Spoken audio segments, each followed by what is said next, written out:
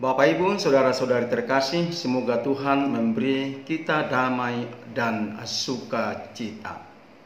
Kali ini saya menyampaikan satu hantaran atau satu refleksi dengan judul Melawan Lupa, Melawan Radikalisme dan Terorisme.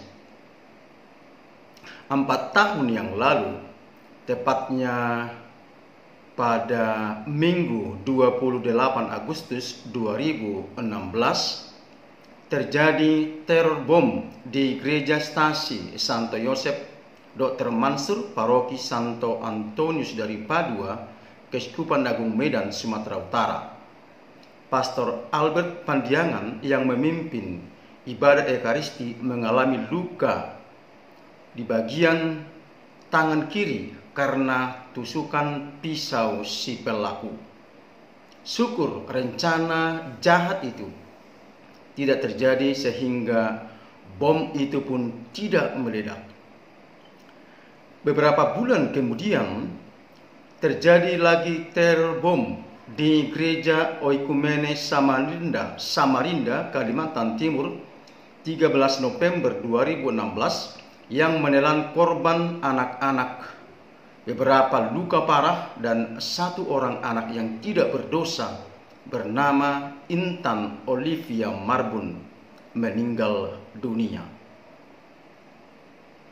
Butuh waktu dan proses untuk sampai pada kesembuhan fisik dan psikis dari beberapa anak yang luka parah tersebut. Dan saya sendiri sempat mengunjungi anak-anak ini yang menjadi korban ledakan bom di Gereja Oikumene Samarinda, Kalimantan Timur beberapa hari setelah kejadian. Rentetan teror bom selanjutnya terjadi di 3 gereja di Surabaya 13 Mei 2018. Gereja Katolik Santa Maria Tak Bercela, Gereja Kristen Indonesia, dan Gereja Pentakosta Pusat Surabaya. Puluhan korban meninggal pada kejadian itu. Pelakunya bukan hanya orang dewasa, tetapi juga mereka merekrut anak-anak yang tidak tahu menahu tentang teroris ini. Mengapa rumah ibadah menjadi sasaran teroris ini? Hanya pelaku yang tahu dan antek-anteknya yang tahu. Tetapi kita bisa menjawab mengapa bibit radikalisme dan terorisme semakin marak di dunia ini dan khususnya di Indonesia. Pertama, karena orang tua yang kurang mengawasi anak-anaknya. Apa kegiatan mereka dan berteman dengan siapa?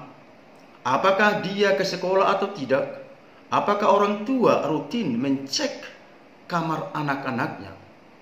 Kedua, para tokoh agama yang memberi hasutan dan pengajaran serta khotbah yang menanamkan kebencian. Jemaah yang terus-menerus diracuni dengan provokasi negatif yang mengarah kepada penanaman kebencian akan mencipta dalam diri jemaah itu satu sikap penolakan kepada mereka yang berbeda dengannya. Dan akhirnya penolakan itu bisa bermuara kepada sikap kekerasan atas nama agama dengan membakar rumah ibadah, membunuh, dan teror bom atas nama agama. Ketiga, pemerintah yang kurang mengontrol dan mengawasi gerakan pribadi atau kelompok atau ormas yang bertentangan dengan nilai Pancasila, Undang-Undang Dasar 1945, Bhinneka Tunggal Ika, dan Negara Republik Indonesia. Saya percaya, Bapak Ibu, saudara-saudari yang terkasih, bahwa masih banyak di antara kita yang mempunyai naluri kemanusiaan dan menghidupi nilai agama. Orang yang masih mempunyai kesadaran bahwa pentingnya rasa aman, damai, persatuan, dan persaudaraan tidak akan menghendaki radikalisme dan terorisme berkembang. Bagaimana aksi konkret menghempang gerakan radikalisme ini? Pertama, di setiap agama harus ada gerakan nyata dan masif melalui dakwah dan ibadah. Dalam agama Islam perlu mengembangkan makna ataupun dakwah yang sesungguhnya. Tuan Guru Batak Syekh Dr. Ahmad El Rahmani Raja Guguk MA mengatakan dalam bukunya Dakwah Kerukunan dan Kebangsaan, perlunya menyampaikan dakwah yang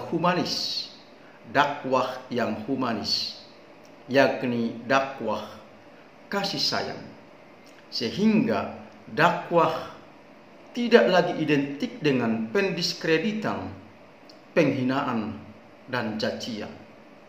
Dalam agama Kristiani hal yang sama harus ditegaskan dan ditegakkan. Pengajaran, khotbah, media, majalah, dan media online harus juga menekankan rasa hormat dan penghargaan terhadap mereka yang berbeda. Jemaah perlu diajak semakin mendalami isi kitab suci yang mengajak umat saling mengasihi. Tak jauh beda juga diharapkan dari agama lain seperti Buddha, Hindu, dan Konghucu. Ketika ada gerakan serempak dan dalam semangat koridor yang sama, maka tidak akan ada bibit radikalisme dan terorisme di Indonesia.